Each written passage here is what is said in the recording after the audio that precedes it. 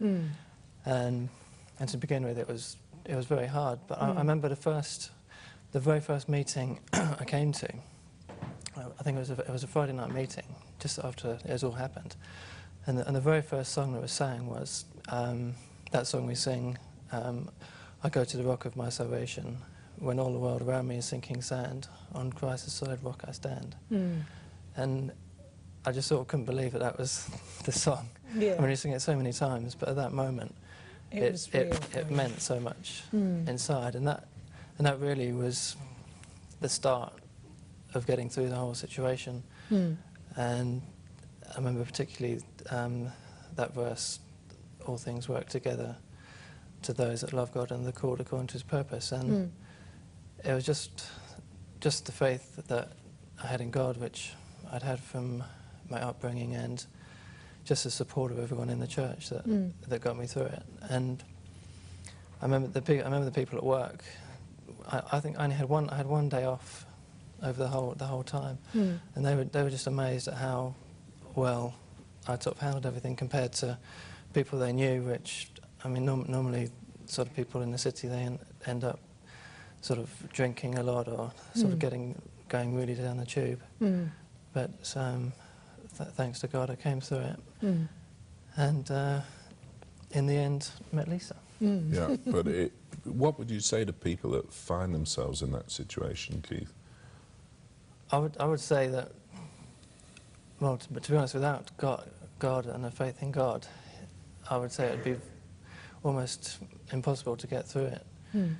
I mean, huge financial pressure, especially being a man, with all the not being able to get legal aid and having huge sort of legal fees. But I mean, everything, I believe God just worked everything out. The final settlement sort of covered all of my legal fees, and looking back at every step, you can just see that God was in control the whole way through it.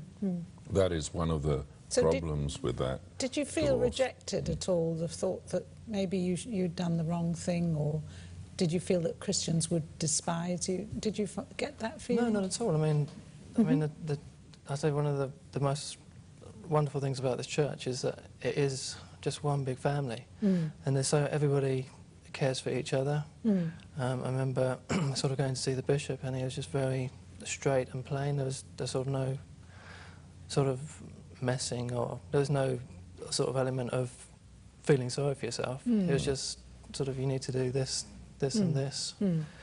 Sort of, God's in control, and sort of get on with it, sort of thing. But I mean, generally everybody was just so supportive and very encouraging. That's lovely. Yeah. And so often in Christian circles, if things do go wrong, people get very condemning of the people.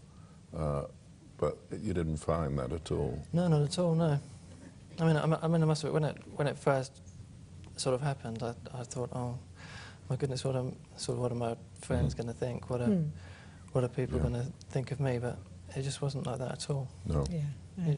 You really, I'd say you really find out who your friends are, and everybody just rallied round to support. That's good. And then you met Lisa across a crowded room or something. Yeah. And I think it's like you say, she spotted me. she spotted you. It's always the woman's fault. Yeah, she was looking. She was looking. And but it's, as you said to me the other day when we were talking, it's worth waiting for the right one. Yeah. Oh, I mean, you have a Christian husband, it's completely different. In your home, for your children, yeah, it just turns everything round. God being the focus in your family, basically. It's brilliant. And things have worked out well in the business as well, haven't they? Yeah, that's right, yeah. God even arranged it that I got a new job that I was looking for, and I wasn't at the time even looking, because I work in the coffee trade, and most of the coffee trade is in Europe, mainly sort of places like Geneva, in Switzerland. I was wanting to get, like, from being a futures broker into an actual sort of trading company, because the prospects are much better. And there's only really two main companies in London, and because I didn't really have any trading experience, I was thinking, how on earth am I going to get sort of a job?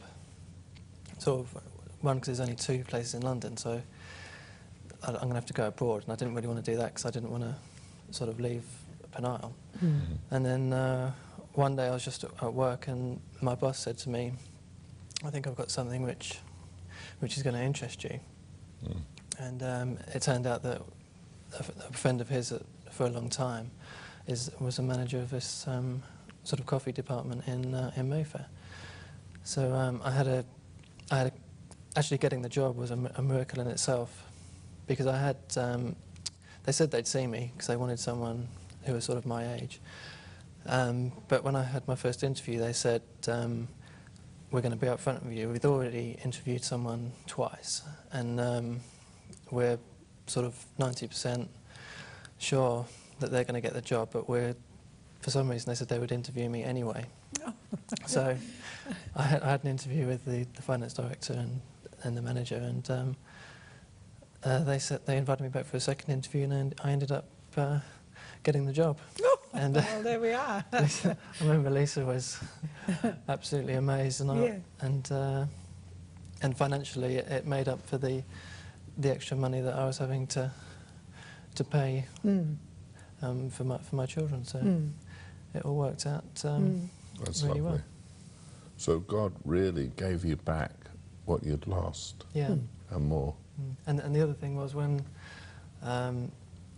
after I got divorced, I really prayed to God. I said, if I ever get married again, I really want to have a true Christian, and someone who's going to be 100% committed and has the same values as me. And that's exactly what I got. That's lovely. That's lovely. That's beautiful, and so precious when you see that God doesn't cast us off, He lifts us up. That's right. You know, maybe you're watching and you think, well, things went wrong in my life. It can't work. But God can lift you up. Doesn't matter what's happened in your life.